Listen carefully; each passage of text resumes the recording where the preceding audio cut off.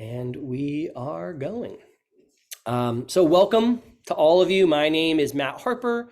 I use he, him pronouns. I'm here at the LA Catholic Worker in Los Angeles, unceded land of the Tongva folks. And this all kind of started recently as our summer internship program began this last June, because there was a lot of energy and a lot of excitement around thinking about nuclear families and the Catholic worker. We know this isn't a new area of exploration for the worker movement. There's a lot of wonderful resources out there that I invite folks to dive into. And it's also not a new thing for intentional community and movement work as a whole. There's a lot of really wonderful work that's been done and thought that's been put out there, but we recognize that there's a unique dimension for those of us interested in the Catholic worker tradition, trying to honor the legacy of the movements we're in our history, but also to find ways through maybe limits that others thought were previously insurmountable or weren't able to imagine together. And so we're part of an amazing tradition, and we're grateful that you're here to help us think more about that. We desire to be in the lineage of those who dream of being a community for everyone that reflects the fullness of our world around us, and that includes families. A major thank you to those of you who are here tonight, whether you are here because you know our panelists or because you've been part of the tradition of those who've raised or helped raise kids in intentional community, or because you're interested in listening, or just whatever your reason is, know you are welcome here tonight. And this is the first of what will be a 3-series panel presentations, diving into the hopes, the commitments, and the experiences of those who tried to make intentional communities like the Catholic worker a place for families to find their home. Obviously, there is an unquantifiable number of ways to live out the Catholic worker life, from the types of works prioritized, to the geographic location, to the proximity of family, to the Catholic worker community. And we know there's also an expansive variety of identities that will impact a person or family's experiences in the movement and work. As you can imagine, this panel today will not encapsulate the full experiences of being a kid raised in intentional communities like the worker, but it will offer much of value to chew on, and hope to have more spaces to hear more experiences in the future. As previously named, this first session is specifically entitled Raised in Community, Life as a Worker and a Worker Kid. So we'll give space to listen to those who were raised in intentional community before we open the floor to questions, to conversation, to concerns, and to whatever our wildest imaginations may bring us to tonight. Just thinking timeline-wise, though our exploration will not end at an hour and a half, our session will end at an hour and a half, so our panelists can continue on their way with the many responsibilities they have. But I will keep this room open for longer for anyone who would like to continue to stick around and talk more about what we've been hearing tonight. As our session goes, please feel free to drop questions that come up for you into the chat. There's an item at the bottom of your page that says chat. And I will do my best to take them together and to moderate a Q&A period after our 4 panelists have shared their 8 to 10 minute musings each on their experiences being raised in intentional community, Catholic worker or otherwise. So again, thank you for joining us. Without further ado, I'm going to turn it over to our first panelist, Jonah Finger, who grew up in and alongside the Mary House Catholic worker community in New York. Jonah, I welcome you to introduce yourself and guide us through whatever experiences you'd like to share about being raised in community. Thanks. Hello. Thank you for creating a space where I can be heard. And to start, I was raised at Mary House, New York, which is probably not the same as some other Catholic worker houses around the country, because, again, the environment of New York already means you're not being raised totally at home anyway. The environment is as much a part of how you grow up as the home, like the environment where you live will have as much of an effect as what you intentionally try and put into it, because that's just the nature of things. Okay. Oh, what to say? Um, I was raised at Mary House till I was 8 years old when my sister was born. And in my opinion, you don't really get raised just by your parents anyway, even if you're not at a Catholic worker house or an intentional community. You get raised by the village as a whole because everyone's conversations, how they treat one another is going to be imitated by any child that watches. Um, Catholic worker has been important for understanding what people don't want to look at, like what they don't want to see, either in themselves or in their actions, how they affect other people. This is not to say that these are Catholic workers not paying attention, but that the work that people in the Catholic worker do is to work with people who are not necessarily being seen, right? And that might just be my opinion. Um, Tolerance is not the same thing as respect. Um, and I think having an intentional living space with a family in it means that you have to not just let people be there, right? You have to be honest with them about how you feel about them and how they feel about you, or then you'll start fighting about stuff that isn't really the problem. Uh, and this is something that's more about humans, how humans interact with each other. Feel like I'm getting lost in my train of thought. I'll look at the list of questions, see which one pops out to me. Okay. I think what is more dangerous than the risks of the people you're working with are what's more dangerous is to try and force any one way of looking at the situation on your kid, which I was lucky. I I had the opportunity to be able to say that I didn't necessarily believe in God as a very young person and not be shamed for thinking that. Because again, in my opinion, part of the Catholic workers that everyone gets to have their own conversation with God,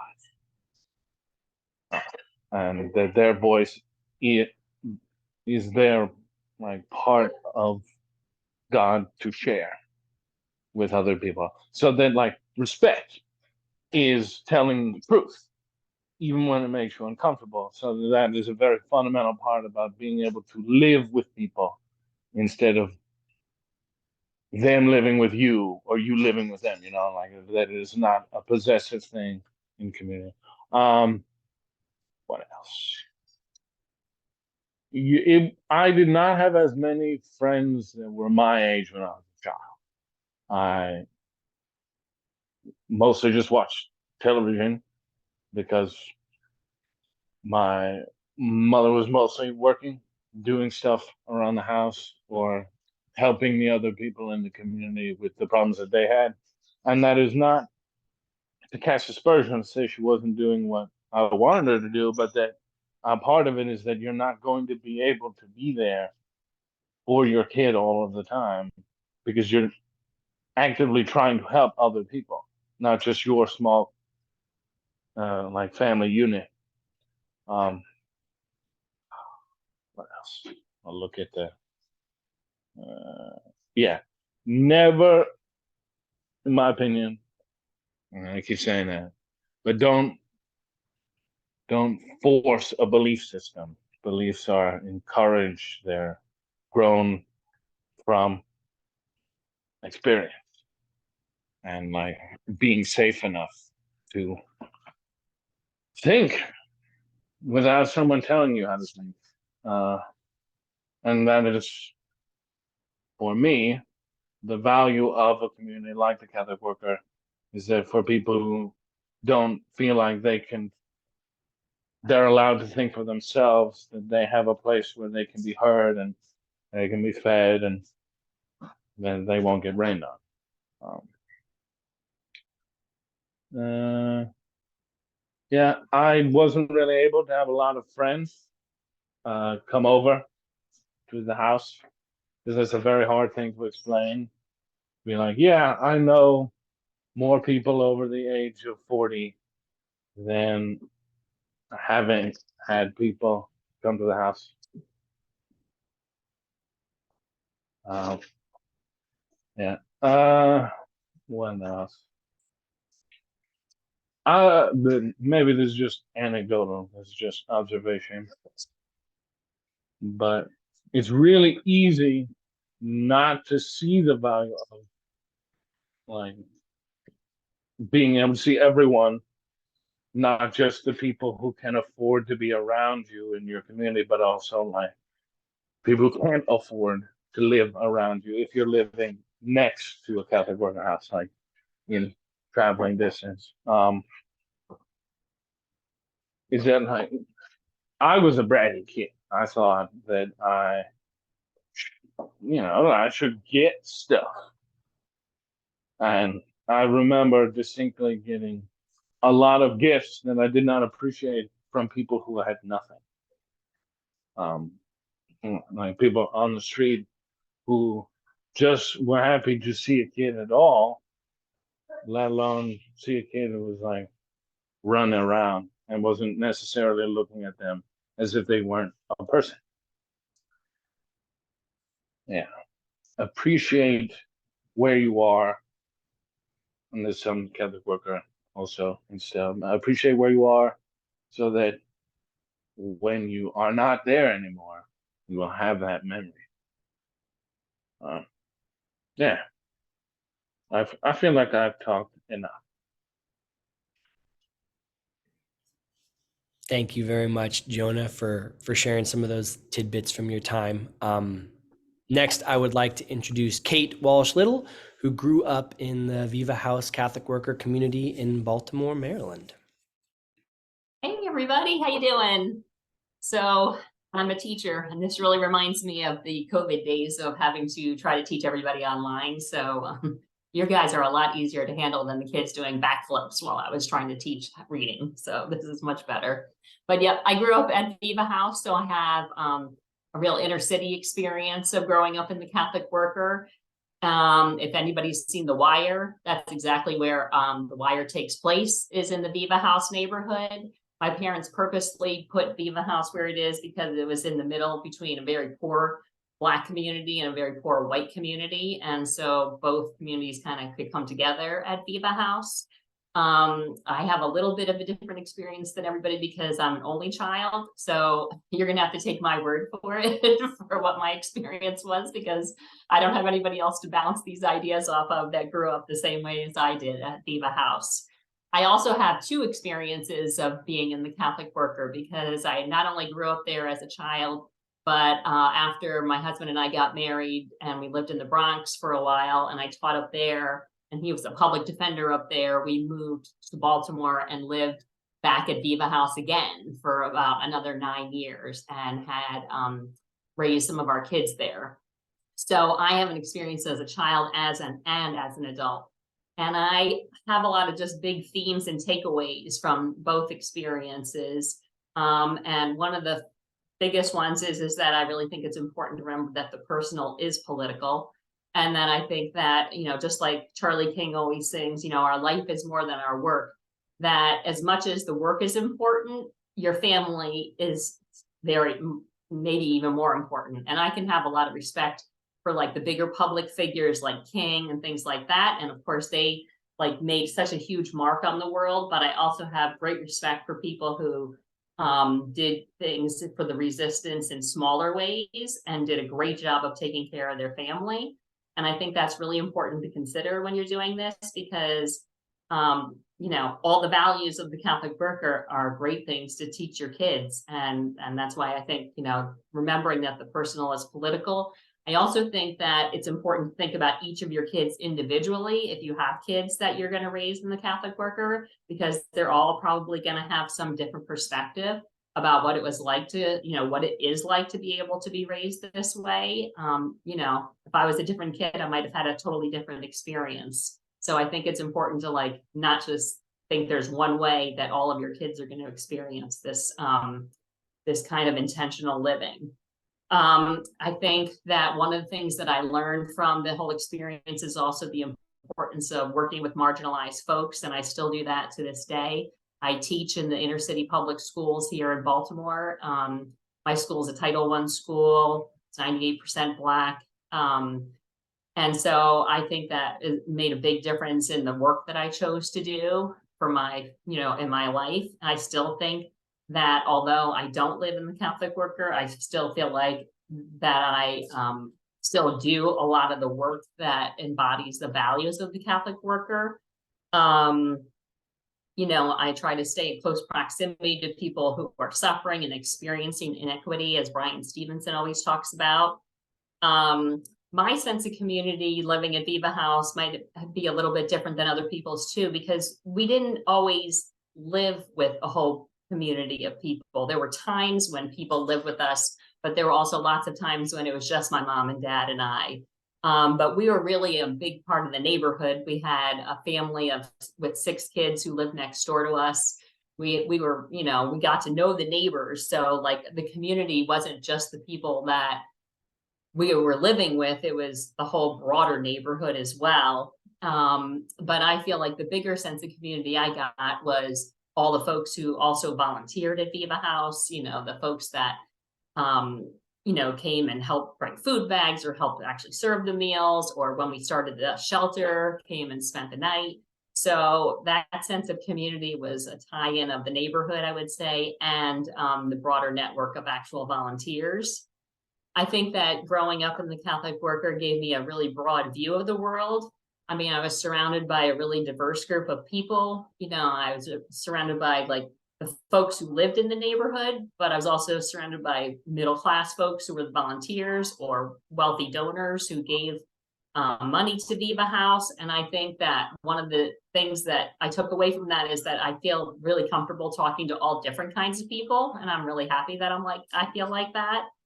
I think that it also, taught me like a lot of simplicity of living. Like, I didn't go out and buy a lot of new clothes. I'll tell you about my teenage years in a second though. But, when clothes bags came in, we traded our clothes in. We had one car that we all 3 shared, even when I became a driver. And then when I was a teenager, though, I really did want to have all of those things. And so my parents made sure that I got a job so that I could afford to do those things. They really didn't like limit me. I never grew up in a house where I couldn't watch TV or I couldn't have candy or I couldn't do that. And I think, with some limits, I would say, but I think that like my mom and dad did a great job of making me really enjoyed growing up in the Catholic worker. I also learned obviously a lot about resistance. My parents weren't involved in a lot of, long-term jail time or anything, but I was definitely taught to be critical of this filthy, rotten system. And I think actually Frida and I were arrested in my second arrest when we were kids. So that's kind of a nice memory. But I think that brought up that I was taught to not accept that I should critique how people have to live and see where the inequities are. I know another thing I think though is to realize though, as much as we were a neighbor and we wanted to be a part of the neighborhood that we chose to live in, that it was a choice and that there is a little bit of a difference, that there is still some of this white privilege of being able to choose to opt in or opt out. And I think that is still an important thing to remember, that, that this was a choice that our family made. Another idea that I came away with is having a great sense of balance. I think that's really important when you have kids growing up in the worker. like let your kids have different experiences. You know, my parents, like I spent summers in Chicago with my mom's family out in the suburbs, which was a whole other world than the world I was growing up in. Or I would go and spend time with my aunts in the Bronx from my dad's side of the family. I went to Catholic school. I went on to camps. I went on vacations. And my parents, I think, tried to like give me a great balance of what, you know, living in the neighborhood, doing this kind of work, but also having other experiences so that I could make choices about what I wanted to do. But you know, growing up in such a poor neighborhood and with people who have been through a lot is intense. And I think that it is really important to like kind of try to be aware of your kids' surroundings and be cautious, not necessarily helicopter parenting, but I think that it is important because I was around a lot of people who have been traumatized by this filthy, rotten system or were suffering from mental illness and things like that. You know, I had my Halloween bag stolen. I've had my bike stolen, things like that. And I think that not that, you know, you can stop those things, but I think that it is important to be aware if you're living in a really poor neighborhood, like what your child is experiencing so that you can try to keep the conversation going with them, to have a dialogue with them, to process what it is that they're witnessing and how they're handling what they're witnessing. Because it's a lot to take in, I think, like that intensity. And it might be different if people grew up on Catholic worker farms, but I think if you grow up in the inner city, it is something that is definitely worth keeping a dialogue going about. Another big part of my growing up is that I felt like my parents really did a great job of this, of creating like a lot of joy and creativity and humor and being hopeful. Probably a lot of you have my mom's artwork, and you know, that was just such a great part of my growing up, is like the experience of creating this beauty. But you know, a lot of times, you know, we had like the whole community of us trying to work on something. Like a lot of our murals we did as a community. I've done some of the artwork with my mom, and trying to look at like the world from that creative kind of lens. We also had a lot of parties. Like, you know, you can't keep doing this work, I don't think, unless you find the joy in doing this, living this kind of way too. And also anybody who knows my dad knows just how funny he is. And I think humor is a big part of like being able to continue the work, you know, for so long and to have your kids enjoy doing it. You know, I can tell you so many funny stories about things that my dad has said, but I think that joy and creativity and humor, those are things that are sustaining. And I think those are really important things to have when you have kids.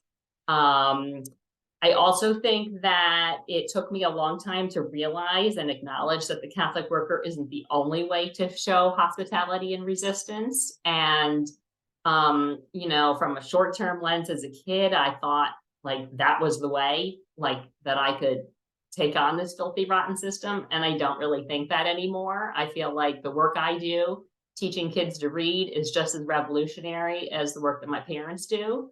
I think that the work my husband does as a public defender and defending people that other people in society deem reprehensible is just as important work. My daughter, all our daughters do important work. Our oldest daughter teaches sex ed and works for LGBTQ rights. Our middle daughter is working on environmental issues, and our youngest daughter is making her way with writing and art.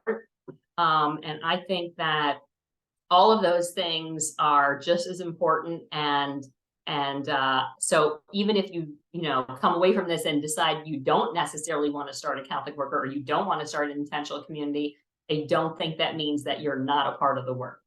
And it took me a while to learn to really realize that for myself, but I do. And I think it's also important to be open to like your kids' ideas. And while the Catholic worker has lots of great political insights, I've learned so much from our kids about other issues. And I think that that is also something to consider, that, you know, your kids know a lot too. I mean, I'm a teacher, so of course I think these things all the time, but And I guess the only one thing that, that I didn't really come away with is I don't really feel not that the Catholic worker is connected to the traditional Catholic Church, but I don't feel that sense of Catholicism. I don't feel like you know, biblical studies or something that are that important to me. My most spiritual experiences have actually been in nature more than anywhere else. And but I feel so fortunate to have had this whole experience. And I think that it can be expressed in so many different ways. And I can tell you lots of other stories, but I've probably gone over my time limit. And I can stop talking if I have. So have I Thanks. gone over, Matt? You were perfect. Okay. Absolutely perfect. Thank you so much, Kate. I appreciate all the pieces you added to what Jonah had shared. Third, I would like to introduce Frida Berrigan, who was raised in the Jonah House resistance community, also in the Baltimore area, I believe. And thanks so much. Frida, please take us away. Hi, everybody. Can you hear me okay? My wave that I'm audible. Good to be with you all. And Kate Walsh Little is a hard act to follow. It's like the story of my life, following in Kate's footsteps. I can only see myself, which I'm not liking. But maybe that's what you can see, and I'll just ignore it. Well, I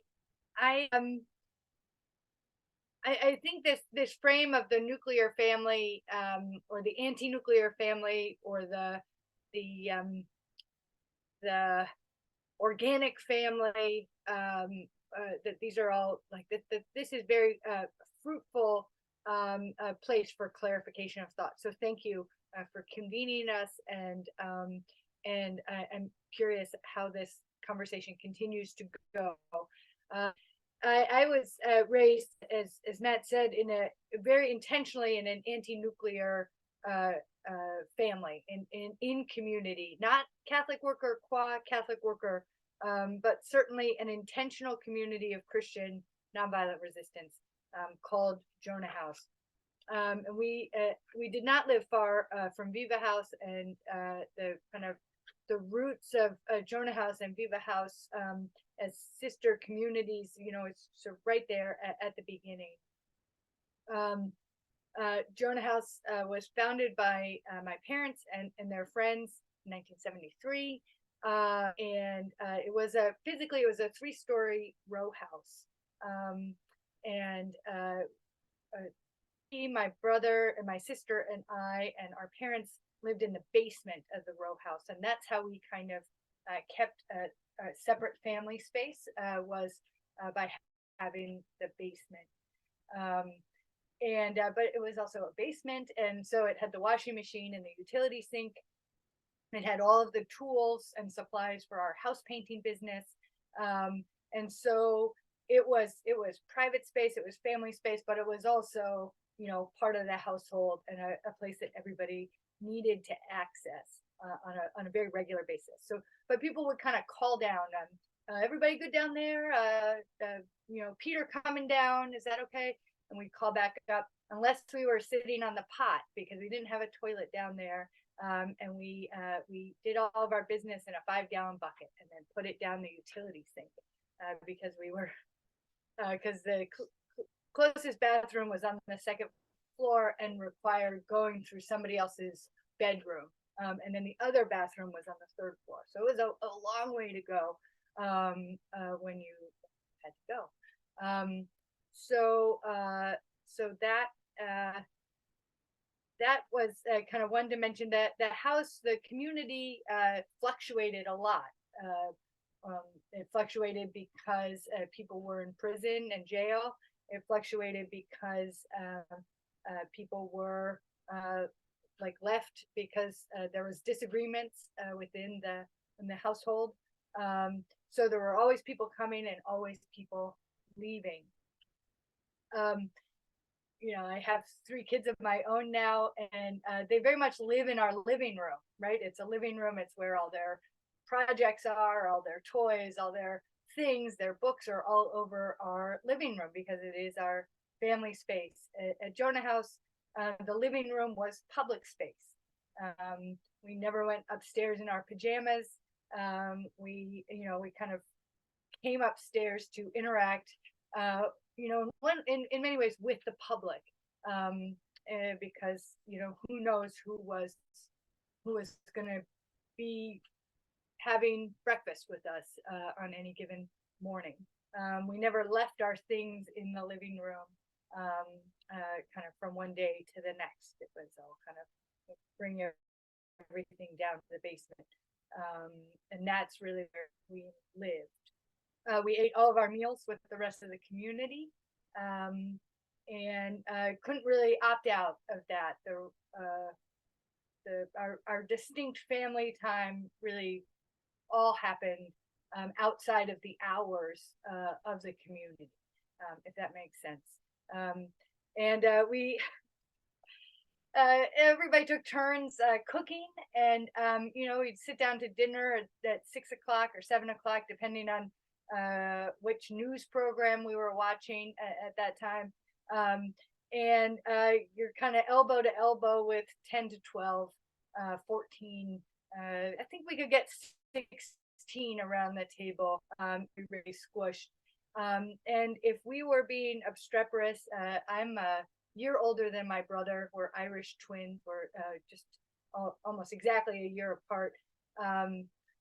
If we were being obstreperous, we would be sent away from the table without the rest of our dinner. And so sometimes that didn't feel like such a punishment, but really a goal. And so we would kind of give each other an eye across the table, and sometimes work to get sent away from the table without dinner if it was burnt rice or undercooked potatoes, or if it was just like it's a lot of pressure to kind of be 10 and sitting one conversation at the dinner table at a time, and be called upon to sort of hold forth on something as a 10 or 12-year-old.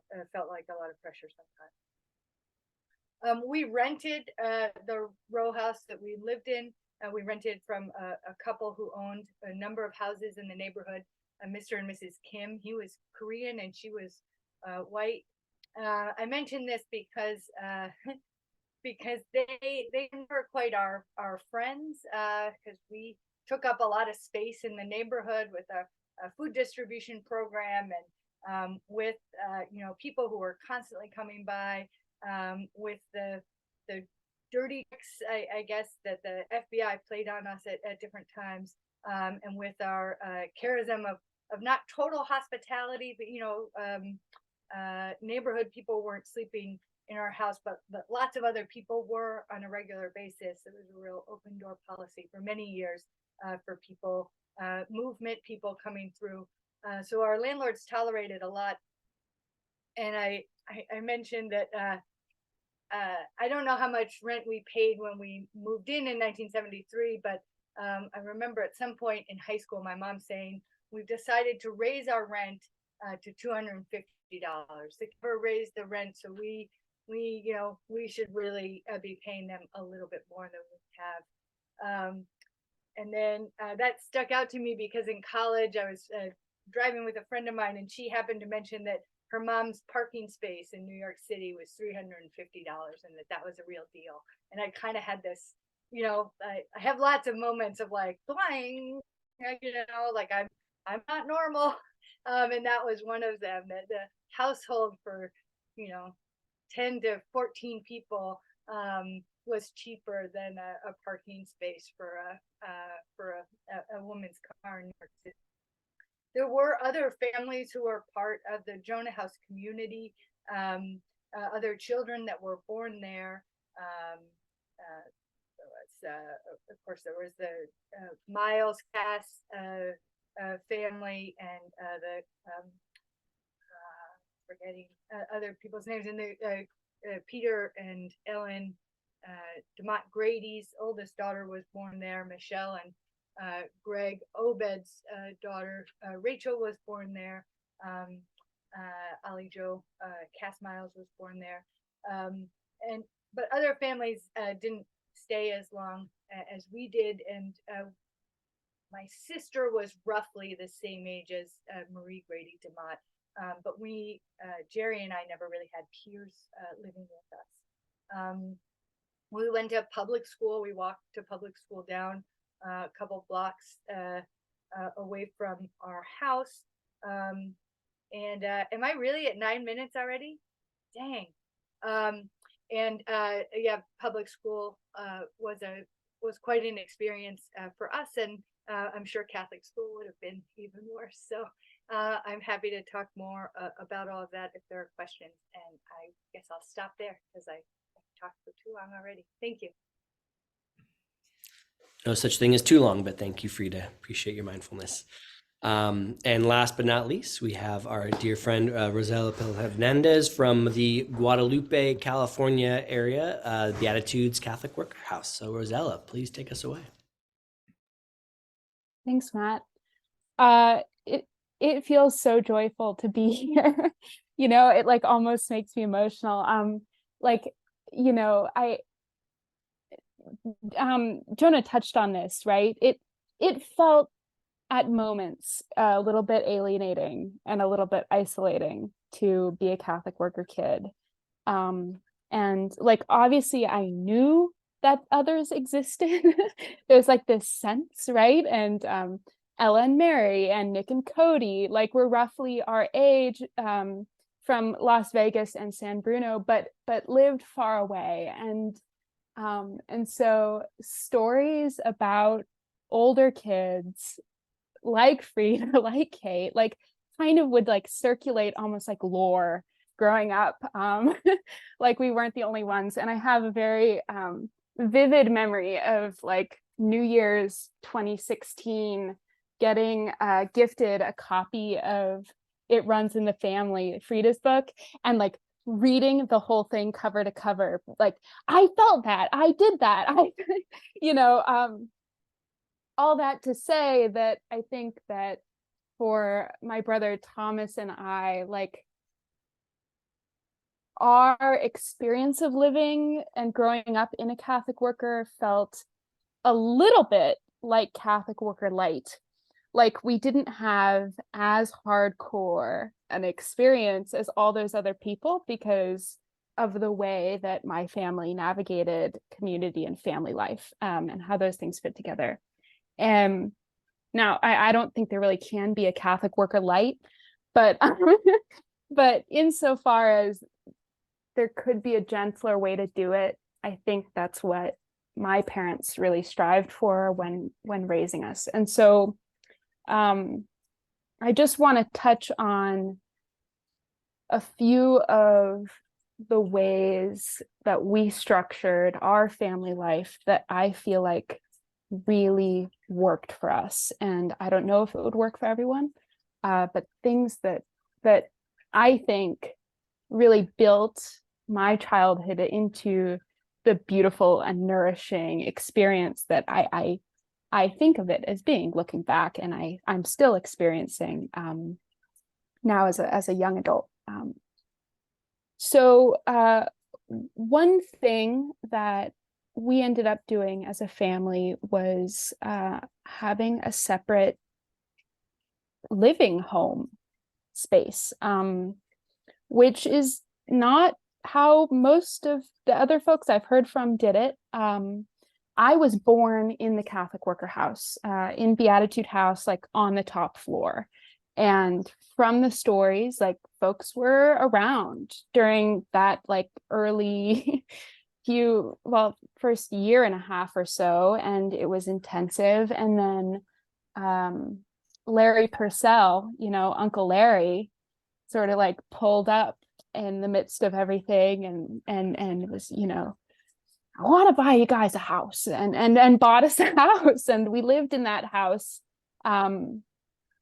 for my youth through when Tom was born. And then, my family is still there. And having a house that was separate, a small, humble, but a house that was separate from the community house was really, really important because even though my parents didn't like leave work at work, like there were still loads of Catholic workery things floating around. We had a space and the time for family life to take place independently of community life, along with community life being welcomed into that space during choice times. I think Matt had offered a question of, you know, what it felt like having a lot of like parental figures, having grown up in a community. And I thought an immediate reaction to that question, which was, we didn't have a lot of parental figures. We had two. We had mom and dad, and we had a lot of aunt and uncle figures. And those people were not our parents. They didn't give us rules. They didn't have us keep secrets. We didn't talk shit about our parents with them.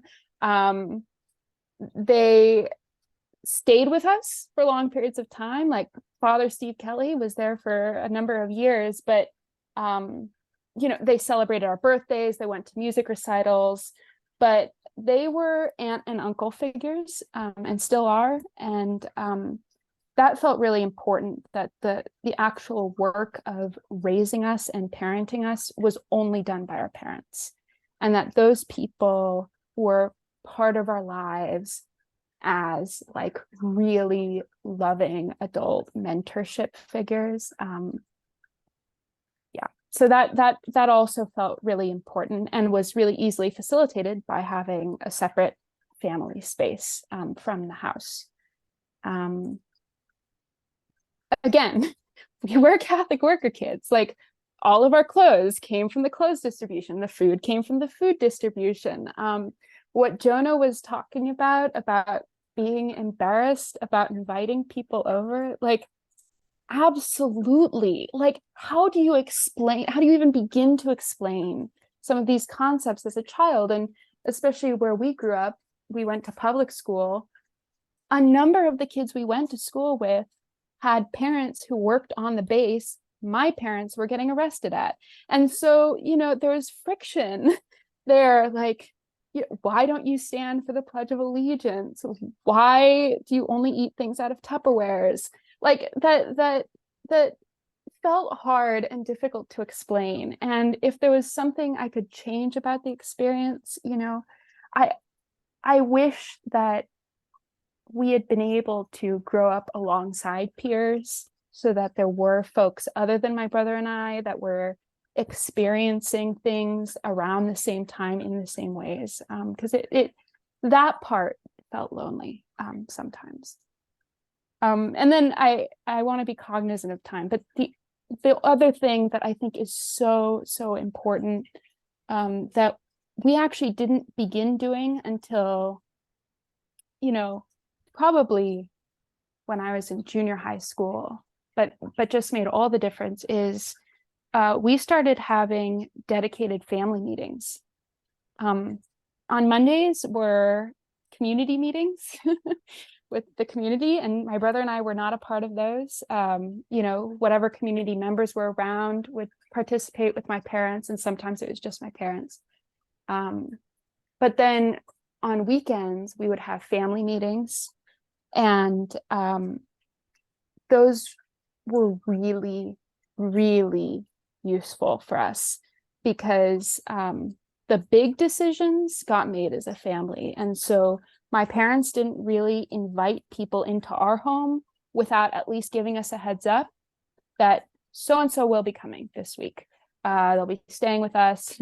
Maybe we don't know how long, but they'll be here for dinner, just so you guys know. Tom and I didn't have people over to the house without letting them know. Like, we always cleared that with each other. Dad went to prison twice when I was a kid, and mom went once for relatively short periods of time. But all three of those times we had family meetings about it. It was a consent thing, that I am doing something, I'm doing it for the whole family. And so we all need to be on board if we're going to make this work. And we made it work. You know, drive up every weekend to go visit dad at MDC, 4 hours, stay for 2 days with community, drive all the way back and go back to school. And we made it work like that, but they weren't gonna go. We felt safe knowing that they weren't gonna go out and get arrested without us knowing what was going on. And that felt really important. And we still have family meetings when Tom and I are around, just so that we're all on the same page. I think it was challenging at the beginning because we were new to it. And, Kate mentioned it, like different kids take it in different ways. And so I, being a very, very sensitive child, had a really hard time with folks coming into the house and like just around a 7-year-old talking about like torture victims or like the bombing of Hiroshima. And, just like that was devastating to me as a child. And I think for a while we didn't know what to do with that. Like, oh, Rosella's going to have a really hard time with this conversation. Like what? But we talked about it and we thought about it and we worked through it and we made this, my parents really made the space for me to be able to engage and not engage when I needed to. And so all that to say, I'm so grateful for the way I grew up. And I think that there's a way to do it for anybody who wants to do it. We found a way that worked for us. That's all I have to share. Thank you. Thank you so much, Rosella. Thank you all of our panelists for your first rounds of sharing. I appreciate Carla is already ready to dive into our next section. So Carla, in just 1 second, I'll get to you. But just as a reminder, if folks have questions brewing, please, you can, if you know how to raise your hand in the Facebook app, you can, the Zoom stuff, you can. If you don't know how it works, feel free to unmute yourself when one of our conversations ends, or drop something into the chat and we'll make sure your questions get named. But yeah, invite you to ask a targeted question to a person or a general question to the group. Panelists feel you to dive in as much or as little as you desire. You can all answer each question. One of you can answer each question. We won't control you there. But just to honor, we have about 37 minutes left before we officially close. But again, welcome folks to stay longer. So Carla, please start us off.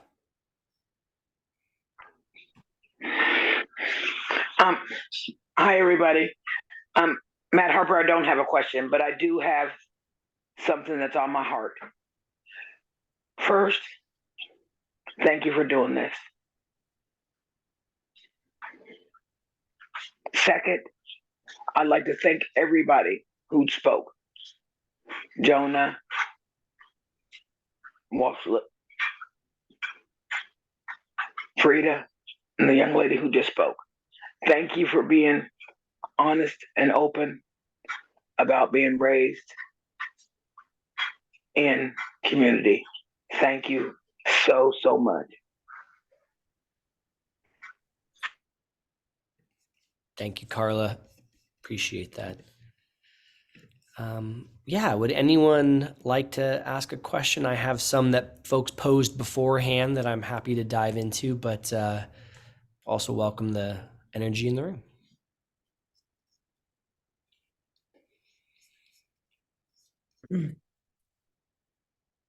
Jeff, go ahead.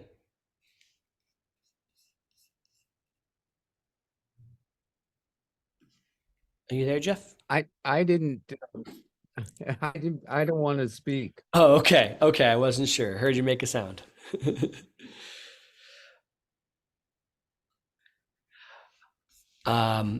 Maybe just to start it off, kind of to follow what Rosella shared at the end, I wonder if there was, for each of you, a ritual or a practice that your family prioritized that really meant a lot to you when navigating this somewhat atypical upbringing. Other than, this family meeting as an example.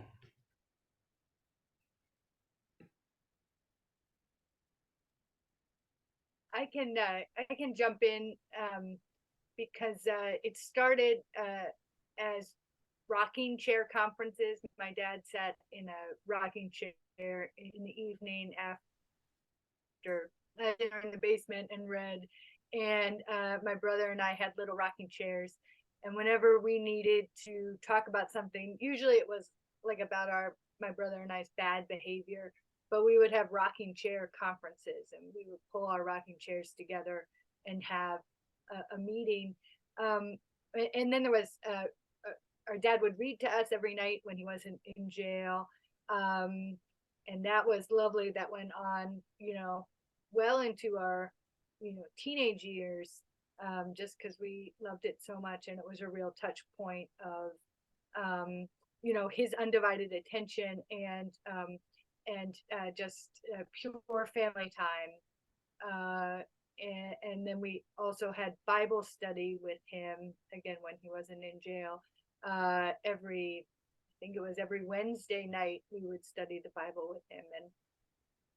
And as I think about what I carry as a parent, that I carry that desire for cozy time is what we call it now, not rocking chair conferences, cozy family reading time, and then my children really love having meetings, and I think that comes from there. It comes sort of organically. But I resonated with what Rosella said about some of those practices carrying into adulthood, and I think the four of us, my brother, my sister, and I, our mom, after our dad died in 2002, really did. We were comfortable in a structure with one another in ways that I think typical families maybe wouldn't be. And so we are very organized and had meetings and to-do lists and schedules and stuff. And that was always, that's something I carry into the rest of my life.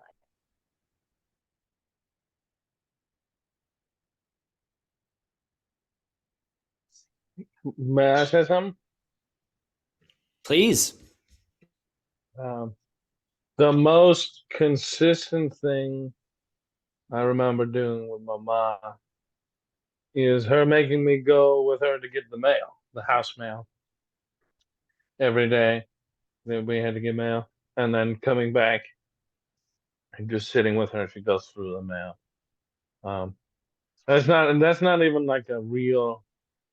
I'm participating in the ritual, like I was actively against going to get the mail, but it was like you're going to come regardless of what you have to say about it because you have to go outside today and like stuff like that.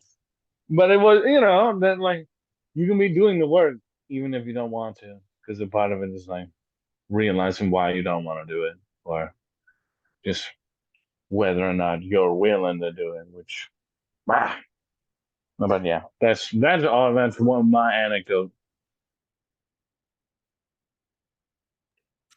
Thanks, Jonah. I was just gonna say, I don't feel like we had like those same kind of like family meetings and rituals and things like that. Maybe it's just because I was an only child and it was the three of us. So it just felt like we just did it. And it wasn't like, I don't remember feeling like these things were planned and things like that. So I don't have a good answer to this question. No worries. Thank you, Kate. Anyone on the call have any particular burning questions, or I can reach into the hat?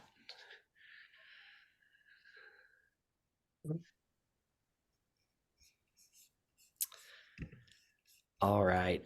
So maybe wanted to ask one Oh. question. please. I think that I know, of course, Kate's experiences, but and teenage years were very hard because it was very important to be like everybody else. But then, was it true for you, Frida and John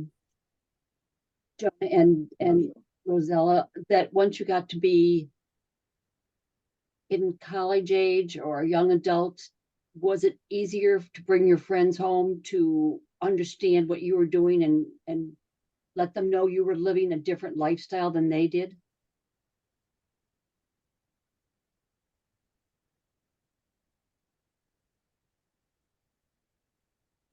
Can I go first? Go ahead. Okay. A part of close friends, once you get to that age, them understanding the life you've been in or life you will have, is more in how you treat them. The Catholic worker, for me anyway, is not just about the house, but like what you do there and what you're trying to do. So then, like, I've had to explain it many times, and people will say, "Oh, is it a cult? Is it a religious thing?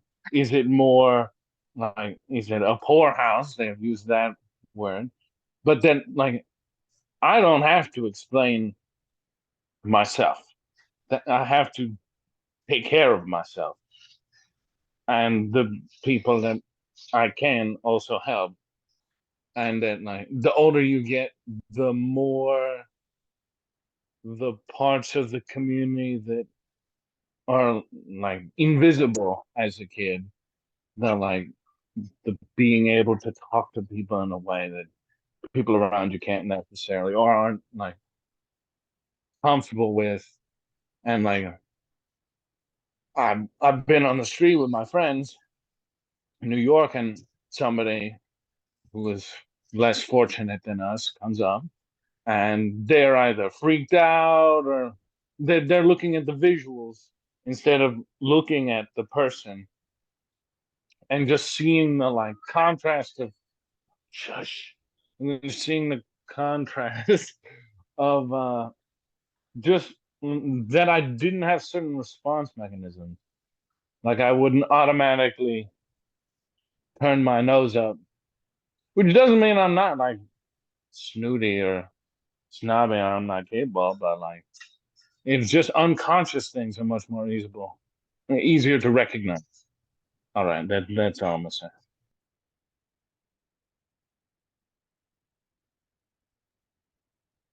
Can I go? Okay. Um, yeah, I think high school, the beginning of high school, end of middle school was all very hard. Liz, our mom was in jail for most of middle school, 26 months in Alderson. Um, and that was particularly hard to navigate socially. My brother was better at like bringing people home than I was, and it took me a long time to kind of realize that it was sort of a novel thing, and that people, our friends liked it and everything. But I guess one thing that happened, the U.S. invasion of Iraq was January of 1991. So I was a junior in high school, and I had been part of this Quaker group, like a Quaker youth group, and just realized at the outset of that war how just how many resources I had, and what an analysis I had, kind of having grown up in Jonah House, and a comfort in kind of movement spaces, and being able to bring my friends into those spaces, and to have easy access to like, oh, what do we do about all of this? Like, how do we respond? That helped me sort of get a real time kind of how applicable all of this stuff was, and how valuable it was to other people who were scared and angry and outraged and wanting to express opposition to war. So, and I guess the other thing in terms of like kind of fitting in or looking a particular part, like I just didn't have a chance. Like I had no, I had nothing, right? And so I just couldn't have, I couldn't have done it, right? Like, and so, but luckily there was kind of like a punk rock, kind of punk group, and in high school, and I wasn't, really very punk rock, but I just kind of had to make my own way and just sort of figure out how to be myself and be comfortable being myself. Um, and so I just kind of did that and wore a lot of like velvet, very large men's jackets and hats. I had this 3-cornered hat that I wore freshman year of high school a lot. So, but and then in college, I went to Hampshire College in Amherst, Massachusetts. It's a very, very expensive school, kind of has a hippie vibe, and that was my first real introduction to like real wealth and kids whose parents were paid $300 for a parking space and owned property in New York City and were the editors of Glamour magazine and things like that. But the aesthetic there was much more, kind of the oversized velvet jacket. And it was a very white environment, which was very different from my high school, which was 80% African American. And so like I more ended up looking the part, but then I felt really uncomfortable because I wasn't wealthy. I wasn't privileged. I wasn't paying $45,000 a year to be there. I didn't have a car, didn't really know how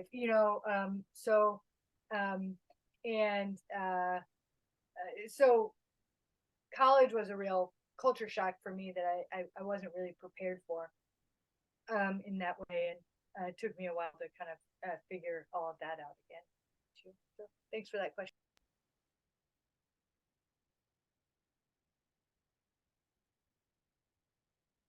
I think what my mom was getting at is that, like it was at different points in my life, it was easier to fit in than it was in others. Sometimes, some kids' families wouldn't allow them to come to our house. And so that was kind of hard. But for me, at least, it all really changed when I went to Fordham in the Bronx. It was like her, like I must have just fell into the right group of people in Pax Christi and the Progressive Student Alliance, but it was like this badge of honor that I had grown up in the Catholic Worker. And so I was constantly bringing people home when I was in college. And it was just like, it was kind of fun to finally like have a whole different experience than I did when I had the experience of other people not even wanting their kids to come to our house or come to our neighborhood. Now, when I was in college, it was like completely different. I had throngs of people coming home with me all the time, as my mom and dad can tell you. So it really mattered what point in my life I was in, when it was more acceptable and when it wasn't.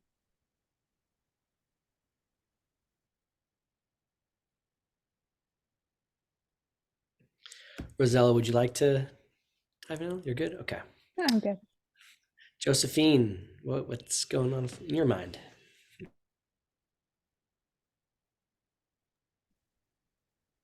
I just want to thank you, Matt, for organizing this. I've been looking forward to it. I think it's obviously, as a mom of 3 kids and someone who has spent time at the Catholic Worker, it's a conversation that interests me a lot. I really enjoyed hearing everyone's descriptions of growing up in the Catholic Worker. I didn't grow up in a Catholic Worker, but I grew up in a very non-conventional way. And so I really empathize with both what Rosella and Jonah said about, like, yeah, it's different. I grew up without, grid power and running water and stuff like that. So, we always smelled like wood smoke and fried onions and straw. And it, as a kid, stuff like that definitely makes it difficult to feel like you can fit in a world that is already, it's difficult for kids fitting in. So yeah, I understand that struggle quite a lot.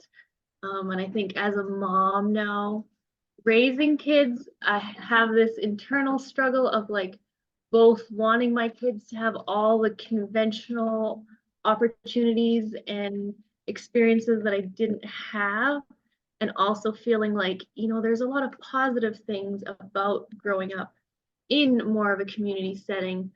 And sort of, yeah, I'm still figuring out how that works when you have kids, and how much you want to try and make a conventional life for your kids, and how much you want to incorporate them into, yeah, Catholic worker / community lifestyle. And so, yeah, it's good to hear experiences of other kids growing up in the worker.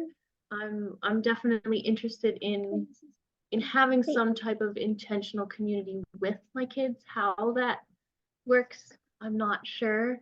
So I'm kind of like, I'm interested, like, if growing up in a Catholic worker, like I know some of you already have kids, but based on your experiences for yourself growing up, how do you feel about raising your kids or your grandkids in a Catholic worker or an intentional community? Like, do you sort of feel like it was kind of tough? I don't know if I would raise my kids that way, or if I would be encouraging everyone else to do that, or is it like this was a very positive experience, would do it again with my own kids if I would have kids?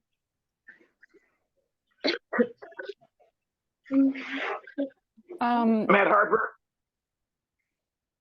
Yes, Carla. Oh, I'm sorry, Rosella. Go ahead. No I'm worries. sorry. No worries. That was the question I was going to ask. She pretty much said, Perfect. I want to know from each of you if you can articulate the impact in your life raised at the Catholic worker has, and how much you feel that shaped who you are today, and the choices you made on the journey. I know that's a deep question, and I like people to think on that.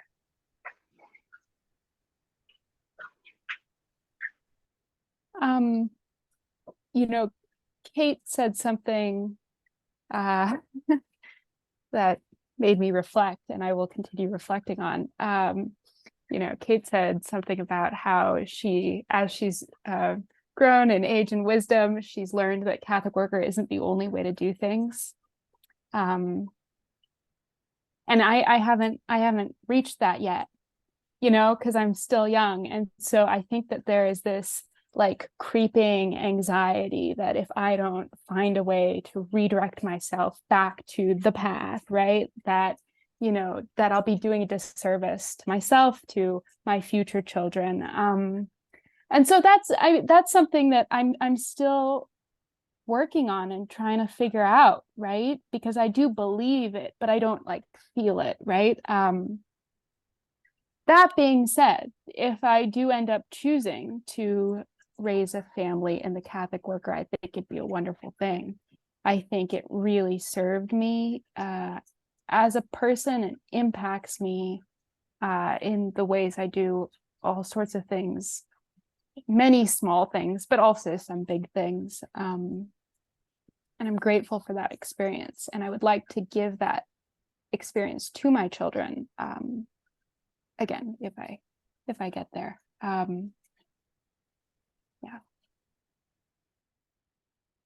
Yeah, I was just gonna, just to reiterate, I just think it is a good idea to try to keep this bigger image in mind of like what it is to be doing the work, you know, that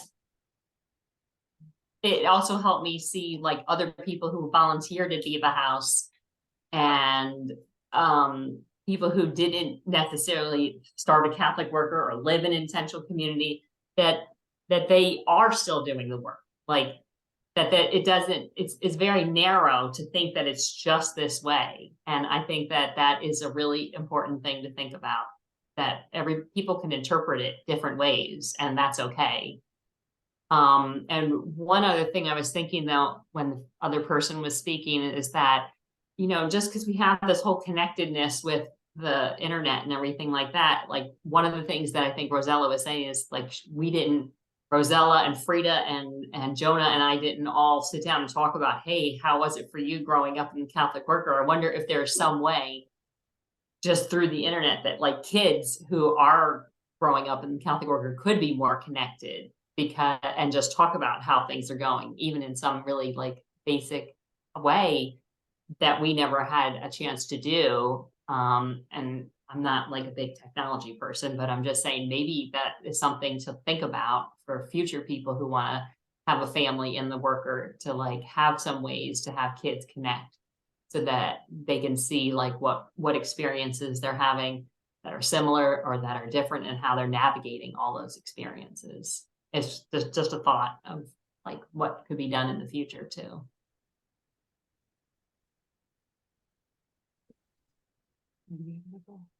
Jonah, you I just got want to say, anything on this one? oh, God.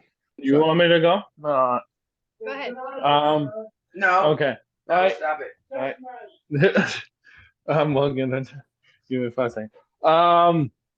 I definitely think part of the Catholic worker is learning that you are family with everybody.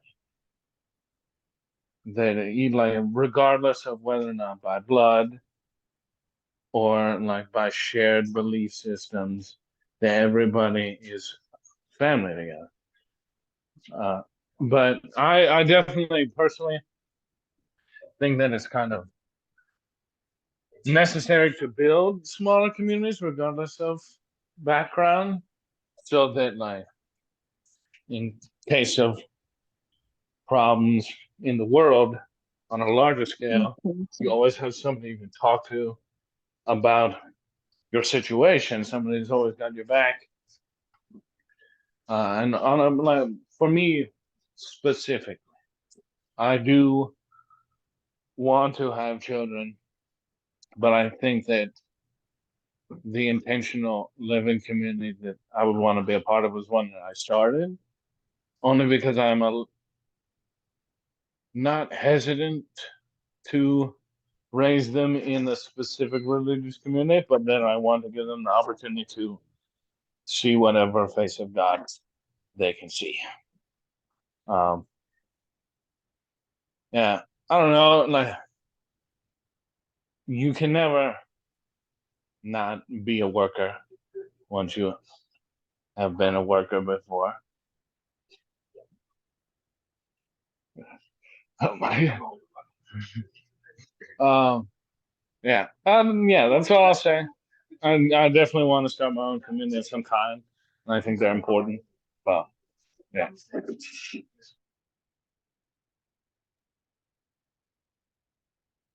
Josephine, thanks for that question, and it's nice to see your kids there at the table with you. When Patrick and I got married in 2011, we were invited to join a kind of Episcopal Catholic worker here in New London, Connecticut, and decided, we took that invitation really seriously, and we're really, moved to have been invited. They don't invite many people, and we decided not to, in large part because we had a child already. Patrick's daughter Rosina was 4 years old at the time, and co-parenting Rosina with their mom and their husband, the mom's husband at the time, and now there's a different husband. Anyway, we there was just like a lot of work around co-parenting Rosina, and a kind of a community, not in a very intentional, not live in community that we were building with Karina and her husband at the time to co-parent Rosina. I felt like we maybe could figure out how to raise children that came from the two of us in community, but that we already sort of had a lot of cooks in the kitchen, so to speak, for parenting Rosina, and we, for that very specific reason, opted said no to this invitation. And then, have like bought a house and, are raising our 3 kids here. But with, and Kate, I really like the way you said it, with this kind of very, like we're a 1-income household. We live very simply. We have 1 working car, and now my sister and her partner live down the street, and we spend a lot of time and energy taking care of our mom, and that's been sort of a huge part of our reality for the last 4 or 5 years. 6 years maybe if you count her time in prison, and before she left Jonah House in 2016, so we've sort of been really actively involved in some way with Liz since then, for sure. So I guess that's seven years now. And so, we really do have a community of us, and Karen and the 5 of us, and then 8 with our mom, and then welcoming people, from the Atlantic Life community, from the Catholic Worker community, her friends, the Plowshares community, to spend time with her. And so I think the skills that I built growing up at Jonah House, I lean on every day in that work.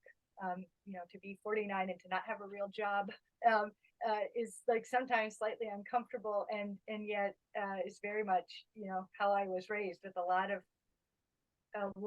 grown-ups who had a lot of time to pursue vocation, and to attend to the stirrings of conscience, and so I lean on that training. And my kids want everything they see. They're like little magpies. They want everything shiny. And I say no to them a lot. And they, we kind of are trying to cultivate this, we do things together. We don't consume things together. And I sort of have this expectation that my children are social and polite and welcoming, and that was certainly what I was forced to do as a child. And so I find myself doing that, and not just assuming that they can be quite comfortable in many different spaces, and am surprised when they're not, and sort of brings me up short, and then I have to really think about why I'm doing what I'm doing and what I'm asking of them, and then kind of remember myself as a child, and kind of pull on that compassion, and trying to give them space, and treat them like individuals. I thought, Kate, I really liked what you said there, and I was very old before I felt like I was seen as an individual by my parents. We were very much like the children, and very much Jerry Frida, because we were so close in age and in the same grade, and kind of we're just kind of a twosome there for a long time. Our sister is 7 years younger than us, or 7 years younger than Jerry, 8 years younger. So anyway, I think my kids are very curious about how I was raised, and like it when I tell stories of my austere, rigid upbringing, and are always curious to meet people who knew me when I was very little. And one of the graces of being here is that there are, people who I haven't seen in 35 years, who are coming to visit and spend time with Liz, and reconnect with me and Kate, and that is lovely. So anyway, I don't feel like I really answered your question, but I'm thankful for the.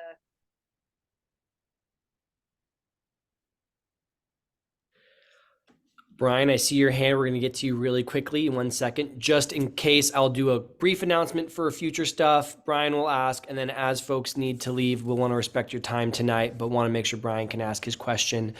So first off, a major thank you to our panelists for their life and wisdom and experiences. I hope we will hear all of you again in the future. We will have a next session that's focused on being a committed community member as a parent, a family in the Catholic worker. What does that being connected to the community part look like? And then we'll have a following session that looks really at kind of thinking about the balance of family life and work and community commitments, and holding the tensions of all of those. So please keep your ears and eyes open for a next date.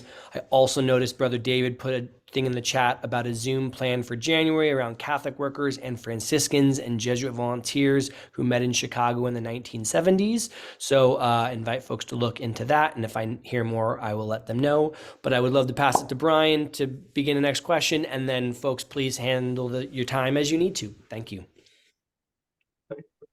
So again, my wife and I are kind of in the beginning phases of trying to get a Catholic worker firm with multiple families going. So it's really struck me, and that's something that Rosella said that was interesting. You made distinction between you had your parents and you had a lot of aunts and uncles, and I'd love to hear what panelists have to say about, I guess, that distinction, because I think certainly there's a great appeal in the sense of our future kids will have lots of friends and they'll have lots of aunts and uncles, but the difference between aunts and uncles and parents, and if any, and advice versus what worked and what didn't, I kind of leave it somewhat open-ended, but that idea of that distinction, if there even should, yeah.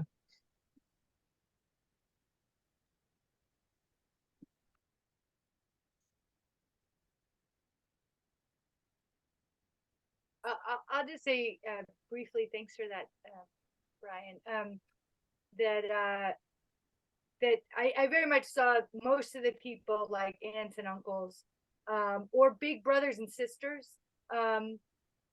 Sometimes, they weren't, 10, 15 years older than me. Because our parents were in prison for periods of time, individual people definitely stepped in as surrogate parents. Ellen Grady, Peter DeMott, Joan Kavanaugh, LaDon Sheets, and others, during those big times. Yeah, aunts and uncles, big sisters, and brothers, people who like in sometimes were closer to our age than to our parents, because our parents were, in their 50s, when we were growing up, 50s and 60s. Yeah, and then I guess the Atlantic Life community, I just kind of want to say that that's where we found our peers, the kids of other Catholic workers and resistance communities along the East Coast. And those were kind of the kids we ran with, and in many ways felt closer friends than the peers we saw every day. So certainly up until high school, anyway. Hey, Matt. Please, yeah. I just want to say one thing. A lot of the discussion says, what did the kids learn? But I can tell you this. I grew up, I had 3 sisters. I married Willa. It's another woman. We had 3 daughters. 3 granddaughters. And my sister was a sister of charity. So I call it the Dorothy effect. I think it's what I've learned from women, particularly about the common good. And that's probably the biggest thing at least I tried to stress with my daughter and granddaughters, was the common good. And I think watching what they do now, I think that it worked to some degree. So the common good, there's a lot of effect when you have a lot of women, and showing you the way. I just want to thank the daughter and the granddaughters showing me the way, and of course, Willa. Thanks. Thanks, Brendan.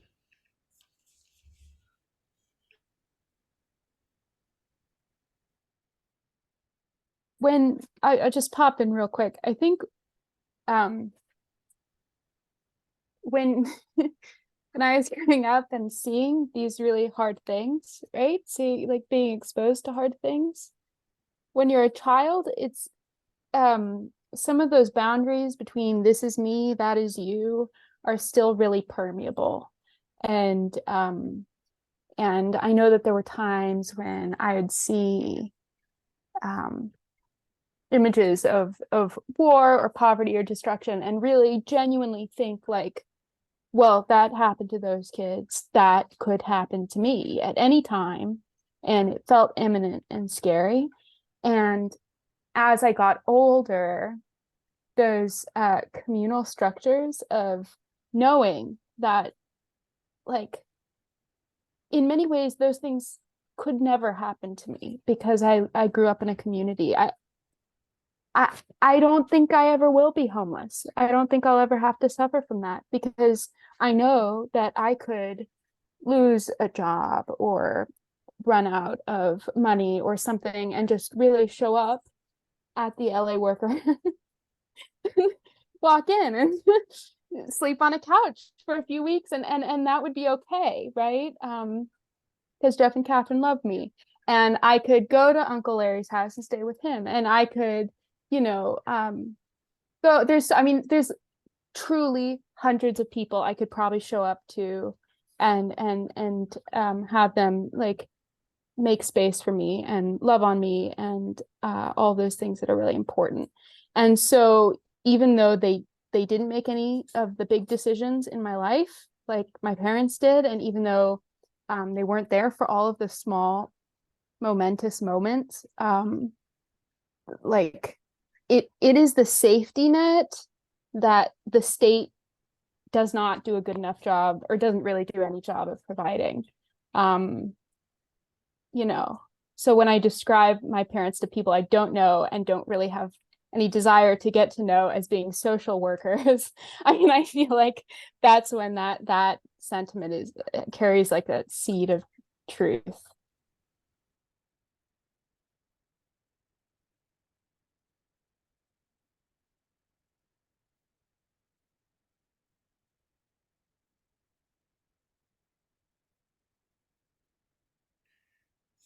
Well, I would like to make it easy for anyone who needs to exit or wants to exit.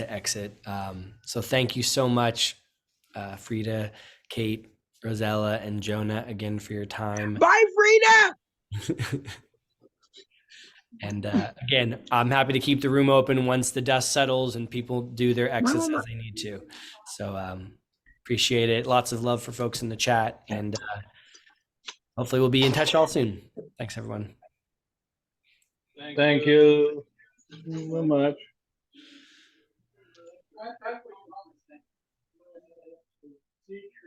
This was really nice, Matt. Thank you. You did a great facilitating job. I can send emails and set up a Zoom room. It's thank you for living the life for the last 20 odd years. Where are you going to post the recording?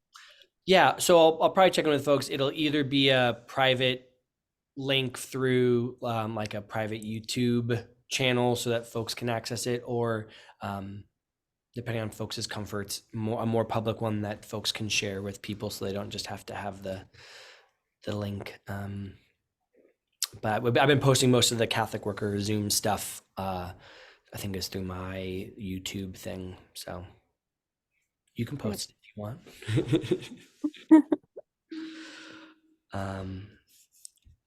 Yeah, I guess for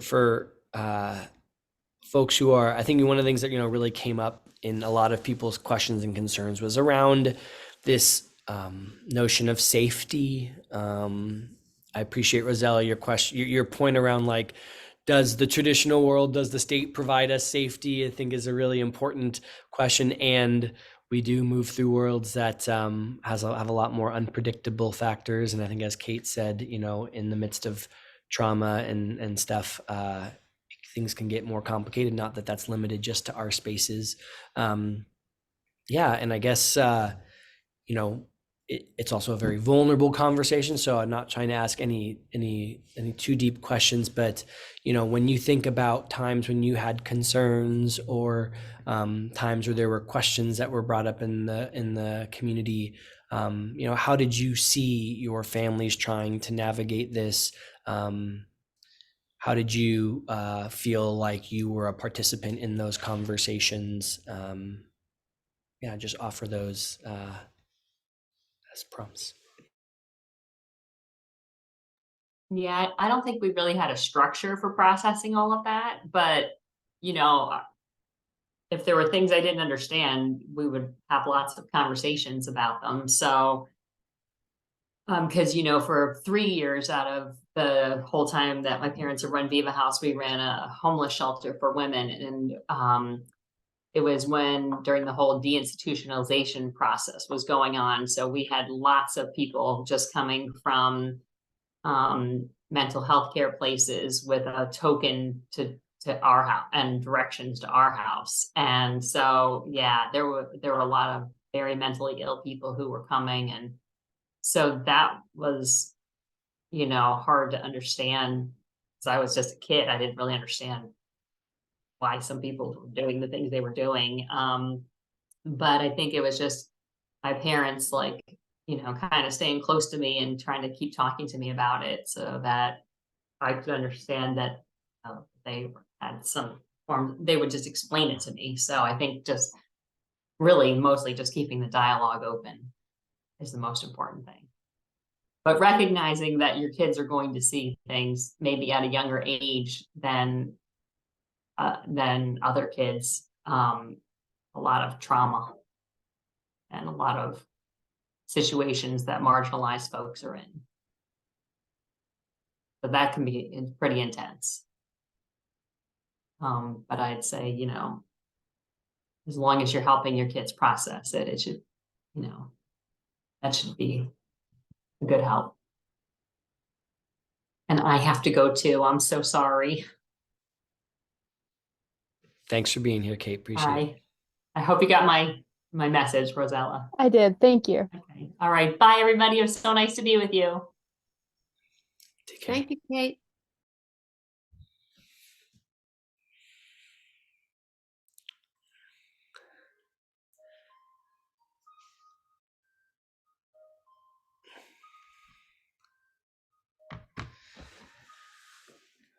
I guess one other question, and Rosella, I realize you are one of our, you know, our last ones, and your father is here. So, you know, feel free to not share anything you don't want to. But I think for myself, one of the things I think a lot about in the Catholic Worker is we really have an aspirational set of values that when push comes to shove, sometimes we're better at out in the world.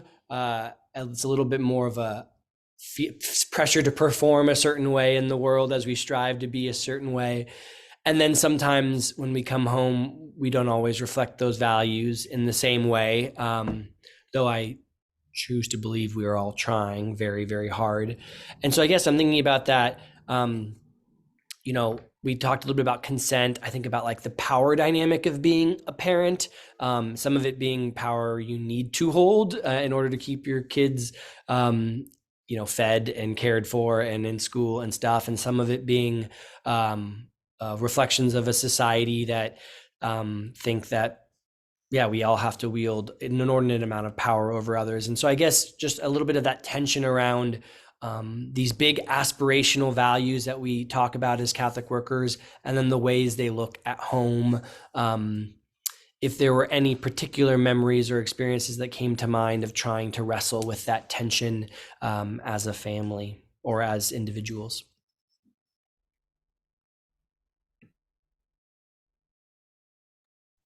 Boy. Well, I mean, I think that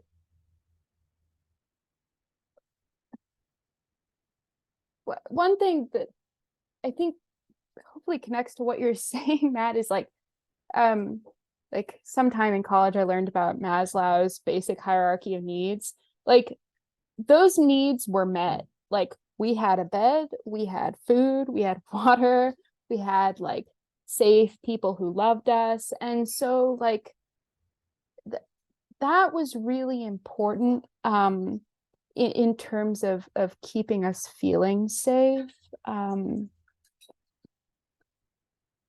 growing up. And I think that is the biggest responsibility of parenting. And if you achieve that, then everything else is frosting on the cake. I think another way my parents, Dad, you're here. I don't I don't want to speak for you, right? But like I can get off if it's more comfortable. no, I'll hop off. no, but like mom and dad were never our friends.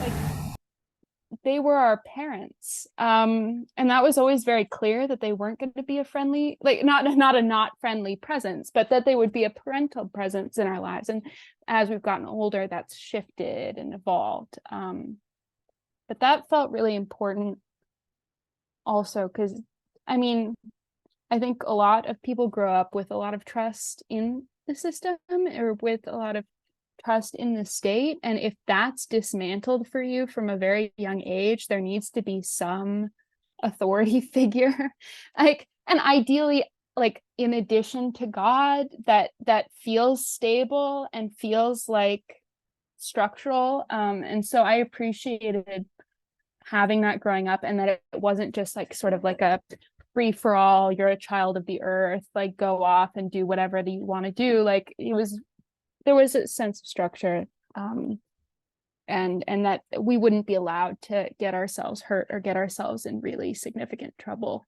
Does that answer your question, Matt? Did I even get close? It's all part of the larger answer. There's no period to the end of any of these questions. So I also know all the good panelists are gone. Like if anybody else has something they want to share, please do. Because, yeah, I'd really like to hear from other folks.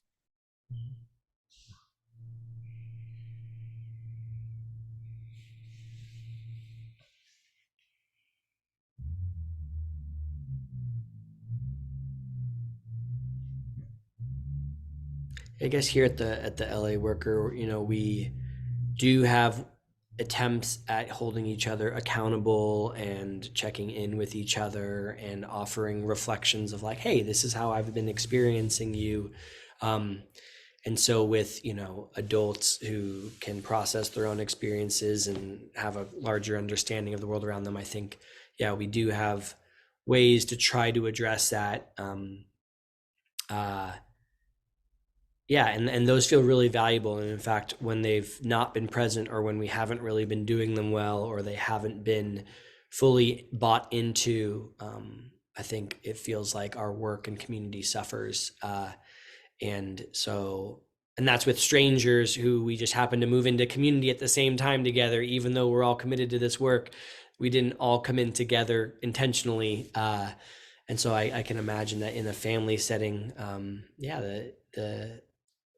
especially with the commitment to the work or values that we have, that the desire and the energy would be there in a profoundly different way. And with those other uncles and aunts and brothers and sister figures, you get the greater support in thinking about what other ways of doing these relationships are, even if they're not parental, and just having more people in our lives. I think the research shows is just what is important for young people developing, not just our 2 parents or 4 parents or whatever we've got. But it seems like an exciting thing to think about, building those structures with people that we care deeply about and trying to keep them healthy.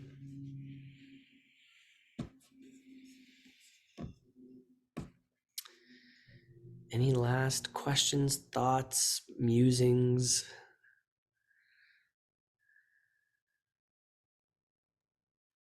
I might go get some dinner, but it You're was great. really nice to see you all. Josephine, it's really good to see you, especially. It's been a while. Thanks Thanks again. Thanks, Dennis. Good luck with your pie. We'll see you all soon. we'll send you all a follow-up email with the link and with the next dates or next invitation. So hopefully we'll see you all Great. then. Take care. Hosting this.